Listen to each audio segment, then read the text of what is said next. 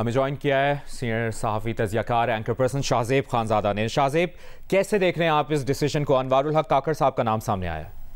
देखिए जी, जाहिर आम फैसला है और क्योंकि लीडर ऑफ द ऑपोजिशन की तरफ से आया है और ये बात बारहा कही जा रही थी कि अगर क्योंकि पीपल्स पार्टी और नून लीग दोनों कह रहे थे कि सियासतदान भी हो सकता है केयर टेकर प्राइम मिनिस्टर, तो सवाल यही उठ रहा था कि अगर सियासतदान सियासत का नुमाइंदा होगा तो वज़ीर आज़म की तरफ से नाम आ जाएगा, रियासत का नुमाइंदा होगा तो लीडर ऑफ द ऑपोजिशन की तरफ से नाम आ जाएगा और वज़ीर आज़म भी उसको कबूल कर लेंगे। और वही हुआ है। दो सवाल बड़े अहम थे। एक म्यूचुअल कंसर्न था रियासत का और सियासत का, वो ये था कि जी इकोनॉमिक पॉलिसीज की कंटिन्यूटी होनी चाहिए। बहुत सारी इन्वेस्टमेंट की जो बात आ रही है, जिसका वज़ीर आज़म खुद आर्मी चीफ को क्रेडिट देते हैं, वो कंटिन्यू करें, वो इन्वेस्टमेंट्स आ जाएं, तो वो कंसर्न एड्रेस हो जाता है। दूसरा जो कंसर्न था जो कि सियासतदानों का था, वो ये कि अगर एक केयरटेकर सेटअप प्रोलॉन्ग होता है अब,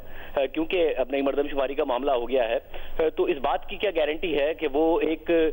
इनफाइनाइट टाइम तक नहीं प्रोलॉन्ग कर जाएगा, बहुत ज्यादा लंबा टाइम नहीं ले जाएगा, जनवरी फरवरी में इलेक्शन हो जाएंगे। तो मेरा ख्याल है काकड़ साहब के नाम की अनाउंसमेंट आना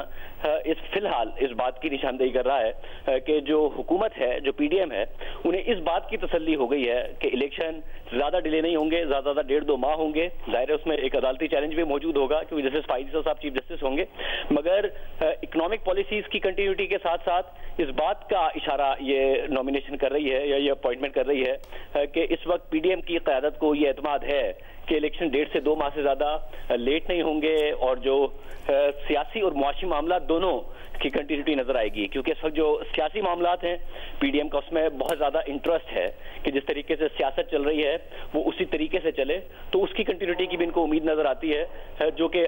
जो काकड़ साहब की अनाउंसमेंट है वो इन दोनों बातों की निशानदेही कर रही है। सही। और शाहज़ेब, यही आपसे जानना चाहेंगे कि बलूचिस्तान अवामी पार्टी जो है वो जाने वाली हुकूमत के इत्तेहाद का हिस्सा थी, तो जानिबदारी और गैर जानिबदारी पर भी सवालात उठ सकते हैं मुस्तकबिल में? देखिए, जो बात कर रहे थे हामिद मीर साहब भी और सलीम साफी साहब भी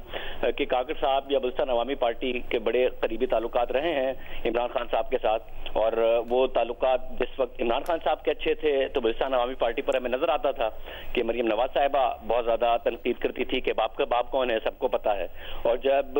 उन्होंने साइड बदल ली तो फिर हमें तहरीक इंसाफ की तरफ से भी तनकीद नजर आती थी। काकड़ साहब एक ऐसी पर्सनैलिटी जरूर है जो कि पैनलिस्ट भी बात कर रहे थे कि जो करीब रहे इमरान खान साहब की जो अपनी पॉलिसीज थी उस हवाले से भी, या फिर जो बलूचिस्तान के मामलात थे उसमें जो उनकी मुशावरत जिनसे वो करते थे उनमें काकड़ साहब भी शामिल थे। तो एज सच क्या रिस्पॉन्स होगा पाकिस्तान तहरीक इंसाफ का, तो वो तो खैबर पख्तूनख्वा में भी अपने ही नॉमिनी के बाद हमने देखा कि तहरीक इंसाफ को बहुत ज्यादा एतराज उनके कंडक्ट पर हुआ और जाहिर है उस कंडक्ट की हमें चीजें भी नजर आई। तो ये तो अब काकड़ साहब को अपने कंडक्ट से साबित करना होगा कि वो किस हद तक एक जो काम है उनका वो इलेक्शन कराना है और इकोनॉमिक पॉलिसीज की कंटिन्यूटी है कि वो तनकीद का मौका ना दें। तहरीक इंसाफ शायद शुरू में तनकीद करे, मगर बाद में तो काकड़ साहब की जिम्मेदारी है कि उनका जो मैंडेट है उस मैंडेट को पूरा करें, इलेक्शन कराएं, ट्रांसपेरेंट अंदाज में हो रहे हो। जाहिर जिम्मेदारी इलेक्शन कमीशन ऑफ पाकिस्तान की है, मगर बतौर वजीर आजम वो पार्टीजन ना नजर आ रहे हो।